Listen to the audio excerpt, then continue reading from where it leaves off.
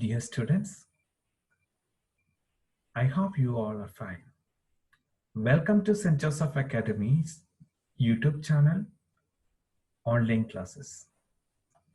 This video is of History and Civics for Class 7 by Abhilash K. Thomas. In this video, we are going to discuss about Chapter 3, the Delhi Sultanate. Let us look at the topics. Turkish conquest of North India, Mohammed Ghori's invasions, establishment of Delhi Sultanate, slave or Mamluk dynasty from 1206 to 1290, Khalji dynasty from 1290 to 1320, Tughlaq dynasty 1320 to 1412, Timur's invasion, then Lodi dynasty 1451 to 1526, then last, cause of decline of Delhi Sultanate. These are the topics which we are going to cover in the chapter. This chapter is divided into two parts. In the first part of the video of third chapter, the Delhi Sultanate, the following topics are going to cover in this video. First topic, Turkish conquest of North India. Second, Mohammed Ghori's invasion, establishment of Delhi Sultanate, slave or Mamluk dynasty from 1206 to 1290. Under that, we will study about three sultans. Qutbuddin Aibak from 1206 to 1210, Iltutmish 1211 to 1236, Ghiyasuddin Balban 1266 to 1287. So these are the topics which we are going to cover in the first part of the video of chapter 3. So let's begin with the first topic, that is Turkish conquest of North India. In the 11th century AD, most of the Turkish rulers came to India for an attack. By this time, in North India, most of the rulers were weak.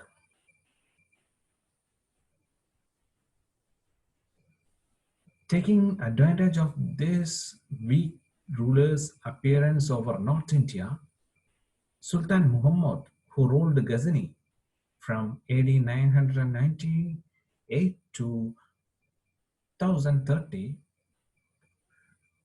he attacked India between 1000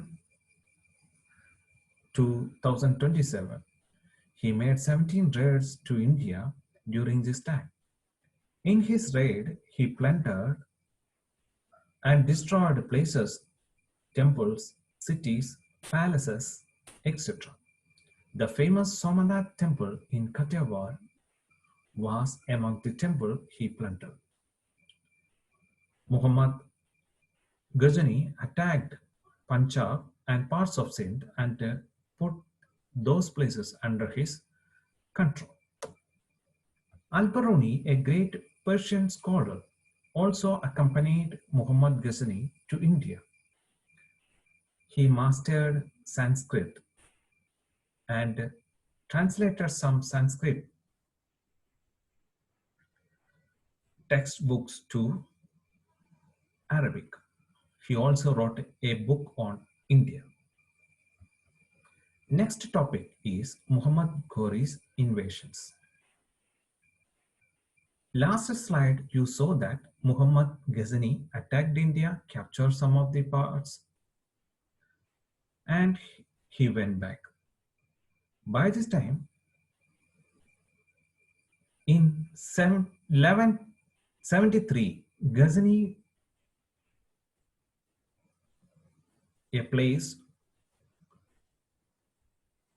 was annexed by the Ghorid dynasty based at Ghor in Afghan. A Ghorid ruler named Muhammad Ghori decided to expand his empire into India. Ghazni, earlier slide you saw that Muhammad Ghori, the man Muhammad from Ghazni, the ruler of Ghazni, came to India and capture some places. Here, the same place, Ghazni, was annexed or attached to the Ghorid dynasty by Ghorid rulers of Afghan. So, the Ghorid dynasty ruler, Mohammed Ghori, decided to expand his empire into India. Some of the Indian bars came to his control by annexing Ghazni. So Punjab and some parts of Sindh is already under his control. And by this time, one Indian king called Prithviraj Chauhan III of Ajmer and Delhi wanted to control Punjab. He wanted the control over Punjab. Actually, this place is under the control of Mohammed Ghori by the time. This led to two wars between Mohammed Ghori and Prithviraj Chauhan. The war took place in terrain near to Delhi. In the first battle of terrain, which happened in 1191, Prithviraj Chauhan defeated Mohammed Ghori. But in the second battle of terrain, happened in 1192, Mohammed Ghori defeated and killed Prithviraj Chauhan. After that, the entire areas of Prithviraj Chauhan came under the control of Mohammed Ghori. In 1194, Mohammed Ghori occupied Delhi and Ajmer. At the same time, he attacked some another places like Banaras and Kannauj, and also these places also attached to the territories of Mohammed Ghori. After this, Mohammed Ghori went back to his place. That means he went back to Ghor, from where he came. By this time, the places he captured in India, he left here in the hands of Qutbuddin Aibak. Who was Qutbuddin Aibak? He was the trusted general or trusted slave of Mohammed Ghori. Mohammed Ghori appointed Qutbuddin Aibak as ruler of his Indian territories. Let's see the next topic. Establishment of Delhi Sultanate. We saw that Mohammed Ghori captured some areas and went back to Ghor by leaving his areas in the hands of Qutbuddin Aibak. So, by the leadership of Qutbuddin Aibak, along with some other generals, they conquered Ganga, Yamuna Dog, Aligarh, Kalanjar, Bihar, and Bengal between 1194 and 1206. And almost a quite large area of North India is now under the control of these Qutbuddin Aibak and the Turkish ruler. By this time, in 1206, Mohammed Ghori died. After the death of Mohammed Ghori, Qutbuddin Aibak proclaimed himself as the Sultan of the Turkish territories in India. He himself proclaimed as the Sultan of the Indian territories of Mohammed Ghori.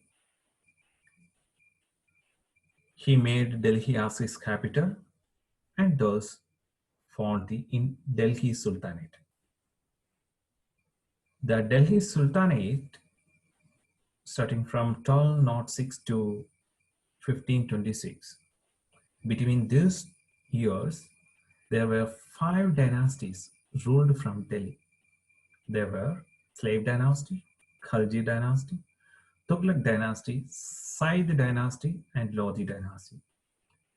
In these five, first three were Turkish origin dynasties, and last two were Afghan origin dynasties.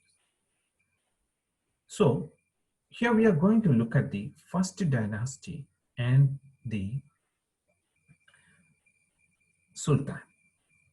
First dynasty is slave or Mamluk dynasty, which lasts from 1206 to 1290. Qutbuddin Aibak was originally Mohammed Ghori's slave. He was the founder of this dynasty. Hence, the dynasty established by him is called the slave or Mamluk dynasty. Mamluk means slave or son of a slave. So now you understood how this dynasty got the name. Qutbuddin Aibak, actually the slave of Mohammed Ghori, he was the one who found this dynasty. Therefore, this dynasty got the name slave dynasty or Mamluk dynasty. Mamluk means the slave or a son of slave. So now we are going to look at the first Sultan of slave dynasty, that is Qutbuddin Aibak. He was also the founder of this dynasty. So Qutbuddin Aibak was the founder and the first Sultan of slave dynasty. He was a generous ruler and a great builder too. He built India's oldest mosque, the Quwat-ul-Islam Mosque in Delhi. He also built the mosque Arhai Din Ka Jaunpura at Ajmer and began the construction of the Qutb Minar in Delhi. But he is not able to finish the work of Qutb Minar. Before that, he died in 1210. After the death of Qutbuddin Aibak, his son-in-law Iltutmish ascended the throne in 1211. Next, second Sultan of slave dynasty, that is Iltutmish. He was the son-in-law of Qutbuddin Aibak. He stabilized the Sultanate.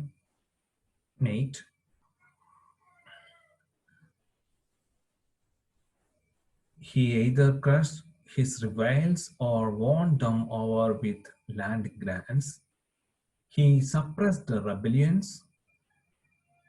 In 1221, he refused to give shelter to an Iranian ruler who had been ousted by the Mongolian chief Genghis Khan. This wise move saved India from Mongolian attack. Iltutmish organized a group of powerful Turkish nobles called Chalisa, that means the 40, to overcome his enemy. This is the main step he took in his period. That means he formed a group of nobles, 40 people's group. He formed, each nobles have their own army and their own power, and by grouping them together and call that group as Chalisa, and by using this powerful Turkish nobles group, Iltutmish overcome the enemies. So this is how he got this much strength and power to attack enemy. Let us look at some of the achievements he made. He introduced an efficient system for collecting land revenue and reorganized the currency of the Sultanate. he completed the construction of Qutub Minar. You already saw that the construction of Qutub Minar started by Qutbuddin Aibak. Here, in the period of Iltutmish, he finished the construction of Qutub Minar. He also built a mosque in Badam and his own tomb of red sandstone at Delhi. After the death of Iltutmish, his daughter Razia ruled until she was murdered in 1240. In 1240, she was murdered by enemies. That means we all saw that earlier, a group of nobles, Turkish nobles, which was formed by Iltutmish, Chalisa. Okay, some of the nobles in the group are not like to be ruled by a lady, so they planned, and she was murdered. The first lady ruler of Delhi Sultanate, that is Razia, was murdered by the nobles, and it happened in 1240. After the death of Razia, there were so many weak rulers. After several weak rulers, Ghiyasuddin Balban, a powerful member of Chalisa, became Sultan in 1266. You already saw the Chalisa. It's a very important time. Okay, don't forget. The Chalisa, which is a group of powerful nobles, Turkish nobles, and from that, one of the powerful member is Ghiyasuddin Balban. He got the Sultanate by 1266. He became the Sultan of the Delhi. He was the last Sultan in slave dynasty. Okay, so he knows that earlier one ruler was there. Her name is Razia. She was killed by or murdered by her enemies. That means because of the nobles she murdered, they don't like to be ruled by a lady, so they planned and they murdered her. So nobles having an hour hand above the Sultan, so he knows that well. Ghiyasuddin Balban knows that this Chalisa, a group of nobles, have an overhand over Sultan. So what are things Sultan's planning, it can be cancelled or changed by Chalisa. So when Ghiyasuddin Balban got the power, the first thing he done was he crushed or dispersed the Chalisa. He just destroyed the group, just disperse the Chalisa. That means the group of 40 nobles. That group he just dispersed. After that, he displayed his power by introducing strict discipline in his court. He introduced a Persian custom of zamimbos, that is, lying flat on one's face before the emperor to show respect. A kind of custom which practiced in Persia, which he adopted in his court to show the supremacy of the Sultan. And he announced that Sultan is the higher authority, is the final word of the Sultanate. So after that, Balban restored and restored law and order. He restored the law and order, a new law and order he introduced. At the same time, reorganized the army and maintained an efficient spy system. He suppressed a revolt in Bengal and fortified his frontier to guard against possible Mongol attacks. He died in 1287. So this is all about Ghiyasuddin Balban. So we are going to just revising the chapter topics which we discussed up to this time. First, we saw that Turkish conquest of North India. Here we studied about Muhammad Ghazini and his attacks. After that, Ghazni was annexed to Mohammed Ghori to the Ghori dynasty, and Muhammad Ghori decided to expand his empire into India. The places Punjab and part of Sindh were under the control of Muhammad Ghori. An Indian king called Prithviraj Chauhan III of Ajmer and Delhi wants to control Punjab. This decision leads to two wars between Muhammad Ghori and Prithviraj Chauhan. First battle of Tarain and second battle of Tarain happened. In the first battle, Prithviraj won the war. In the second battle, Muhammad Ghori won the war, and Prithviraj Chauhan was killed later. So after the death of Prithviraj, entire part of Delhi and Ajmer occupied by Muhammad Ghori, along with some other areas like Benares and Kannauj. After that, Muhammad Ghori went back to his place by leaving or by appointing Qutbuddin Aibak as ruler of his Indian territories. So after that, we saw that establishment of Delhi Sultanate. Actually, after the death of Muhammad Ghori, Qutbuddin Aibak became the ruler or Sultan of Turkish territories in India. He made Delhi as his capital. Therefore, he found the Delhi Sultanate. After that, 5 dynasties, they were ruled from Delhi. They were Slave Dynasty, Khalji Dynasty, Tughlaq Dynasty, Said Dynasty, and Lodi Dynasty. So then we saw that this is how the Delhi Sultanate established. Qutbuddin Aibak established Delhi Sultanate. And with the first dynasty, he introduced, he was the founder of the first dynasty, Slave Dynasty.